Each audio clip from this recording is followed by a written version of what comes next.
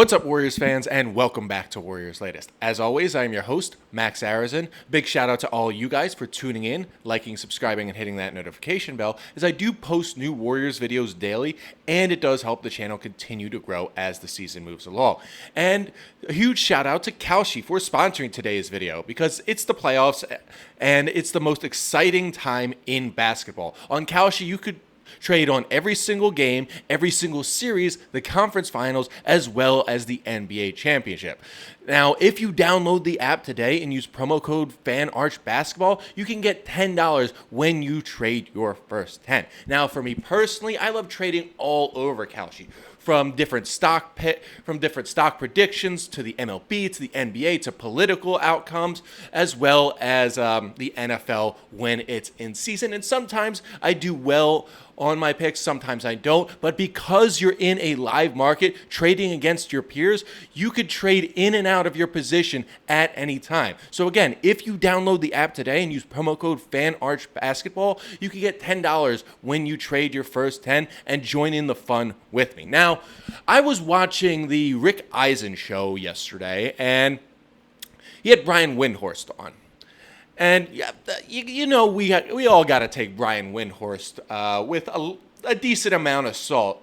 However, when I was watching the show yesterday, I got to admit, Windhorst brought some good points about where the Celtics are at currently and how not so much where the Celtics are at currently, and I thought, how can the Warriors take advantage of this? Now, he talks about how the Celtics were one of the top 3 teams the past 5 seasons in shooting threes, and if they continue to do that, are they going to be an NBA championship caliber team? He mentions how they made 2 NBA finals going 1-1. They lost to the Warriors, which we all love to see, and they beat the Dallas Mavericks, which, you know, it wasn't really much of a big series, but the question remains, these last 2 years, you look what happened. They had a good lead against the Knicks last season, and yet they blew that. And then this season, they blew a 3-1 lead against the 76ers.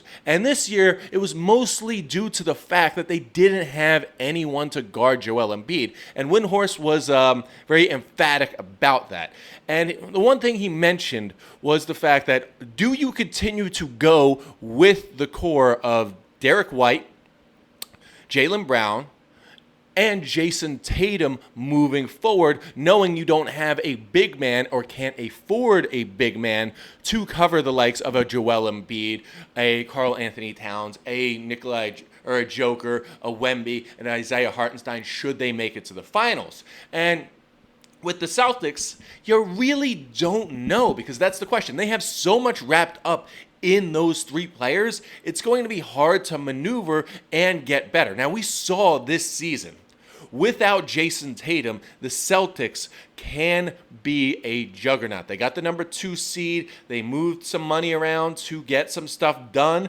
But at the end of the day, they weren't able to get out of the first round. And I think the Warriors can take advantage of this right now and trade for Jason Tatum, because without Tatum, they're good. Tatum has become more of a luxury an over-expensive luxury for the Celtics than he is an asset to the team. And you think about it, the Warriors could take advantage by, 1, trading the 11th pick in this upcoming draft and maybe a protected future first-round pick, along with Jimmy Butler in exchange for Jason Tatum. Now, yes, you'll say, oh, Jimmy Butler's injured. What benefit does he bring outside of his expiring contract? And it isn't really, outside of his expiring contract. And I think he brings the value. 1, he is a great locker room guy. He is that dog, same as Jaylen Brown. And it's not just going to be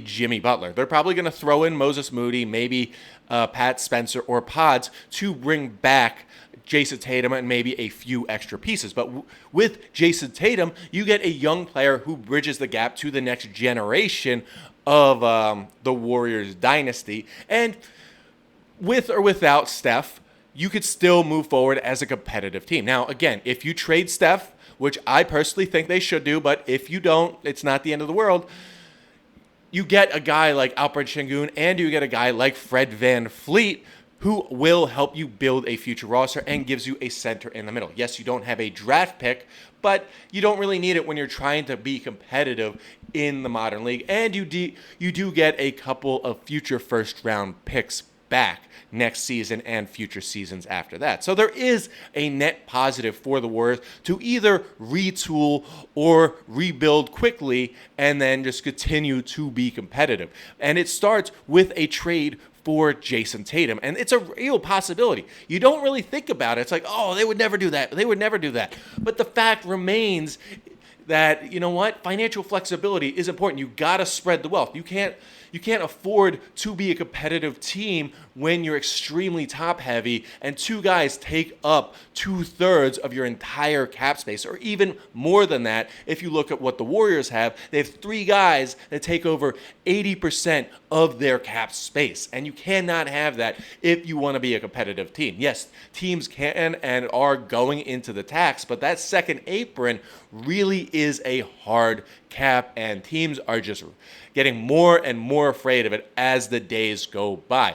But in more good news, especially for the idea of retooling and becoming an expendables-like team, and this goes with not trading Steph, is the fact that Bobby Marks reported that LeBron, if he leaves LA, he's willing to sign for the league minimum. And let's be honest, that only happens if he chooses his team that he really likes. And the only guy he really wants to play with, is Steph Curry.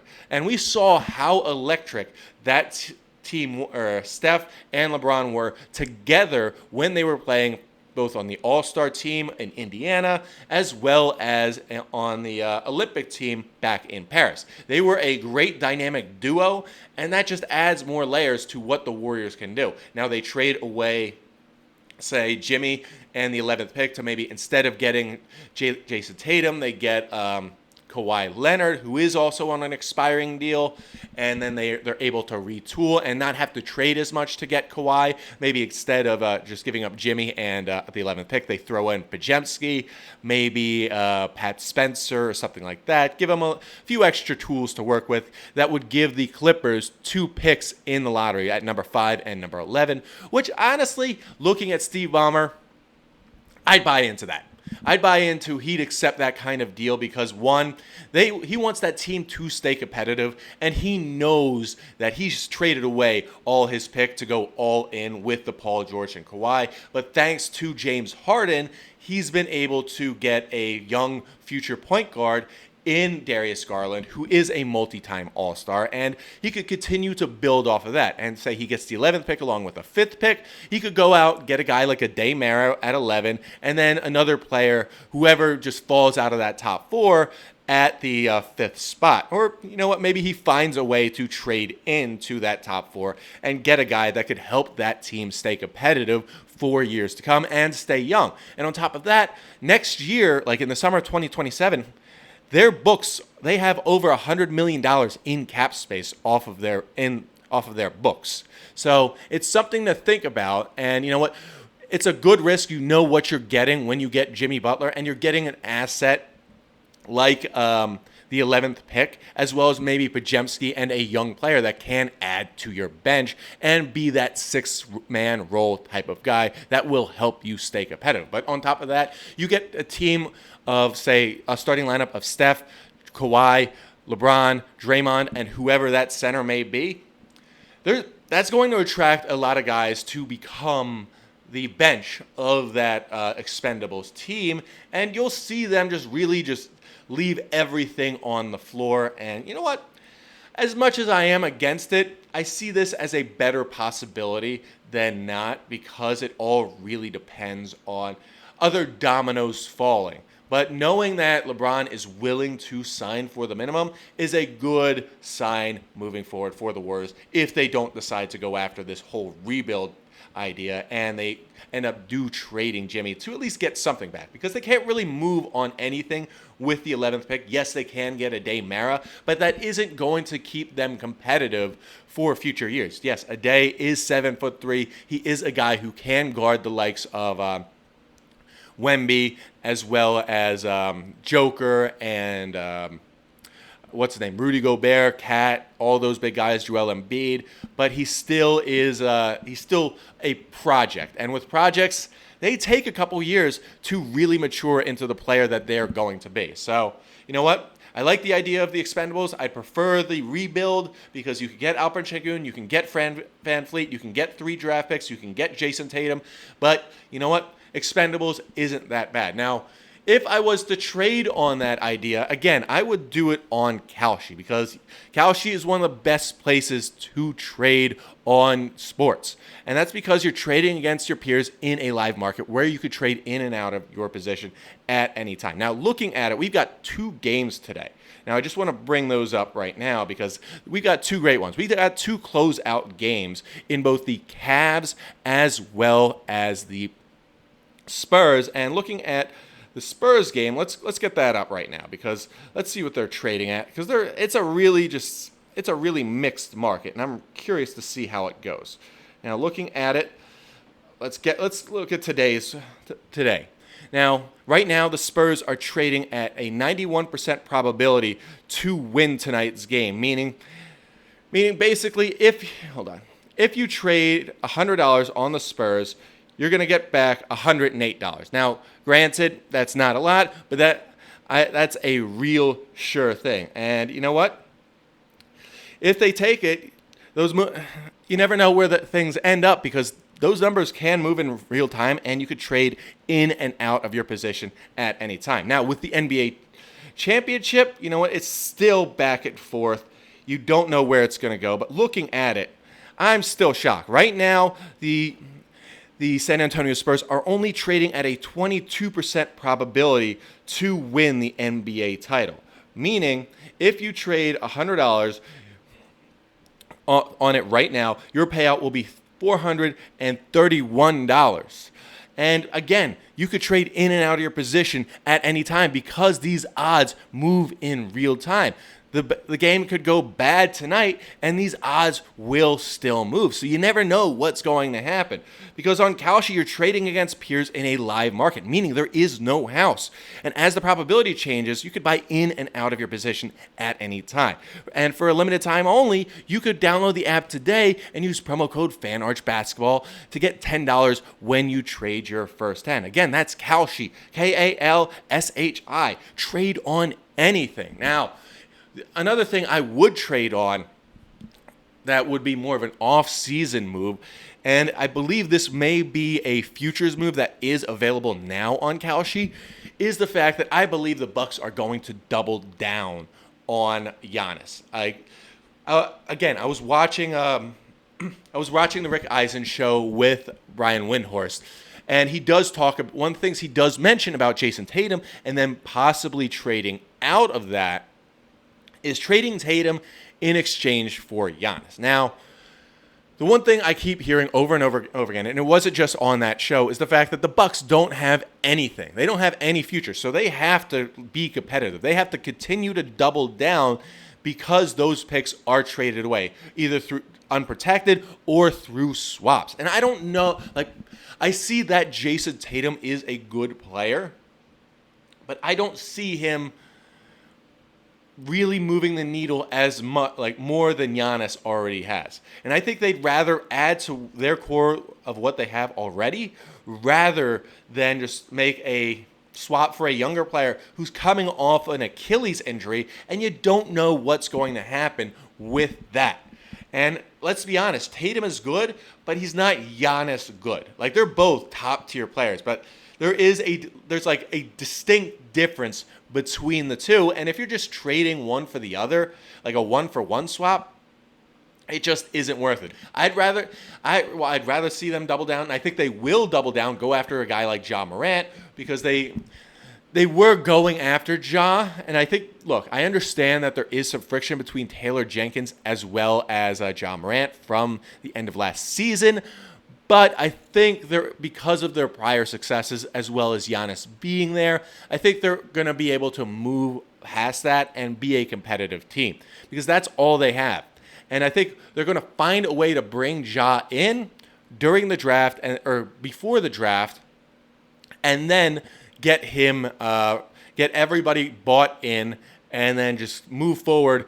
Giannis will sign that extension, and then they are going to be a competitive team, which is going to allow the Celtics to sort of get or look elsewhere to potentially trade Jason Tatum in exchange for some relief, draft picks, as well as young players that will help them build for the future, because they can't afford to just keep that core of Tatum, Jaylen Brown, as well as Derek White together. You could only have one or one and a half or two, and they have to move off of one.